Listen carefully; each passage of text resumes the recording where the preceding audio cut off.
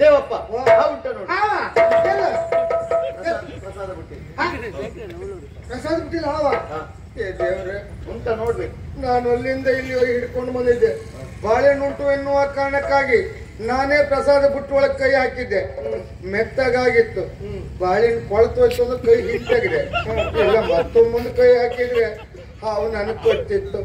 ಧರ್ಮಕ್ ಮೊದ್ಮಗ್ ದೇವಪ್ಪ ಸತ್ತು ಹೋಗ್ತಿದ್ದ. ಧರ್ಮಕ್ ಮೊದ್ಮಗ್ ದೇವಪ್ಪ ಸತ್ತು ಹೋಗ್ತಿದ್ದ.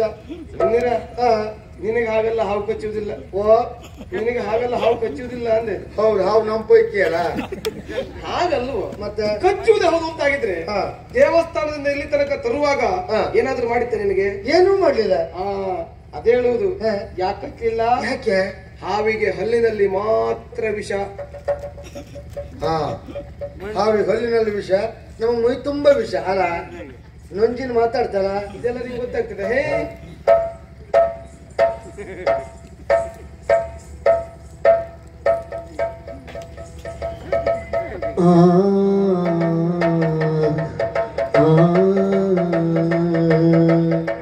ಹಾವಾಡ್ಸೋರು ಬಂದಾಯ್ತು. ಹಾವೆಲ್ಲಿ ತಗೋತಿಲ್ಲ, ಹುಡುಕ್ತಾ ಇದ್ರೆ ಹಾವೆಲ್ಲಿ ಸ್ವಲ್ಪ ಅಲ್ಲಿ ಹಂದಿ ನೋಡು. ಮಹಾರಾಜ್ರೆ ಸುಳ್ಳಿದೆ. ಆವಾಗ ಹಾವಂದ ನೀವು ಹೊಂದಿಕೊಂಡಂತ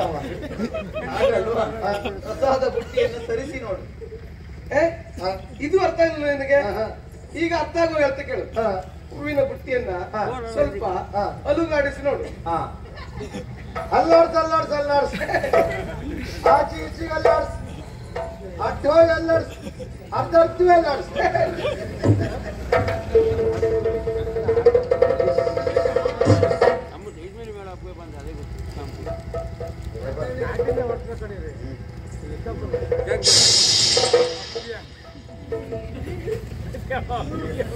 ಬಿಡ್ತ ಮತ್ತ ಮೋದಿ ಹಾವು ಜೋಡಿತು ಮರ.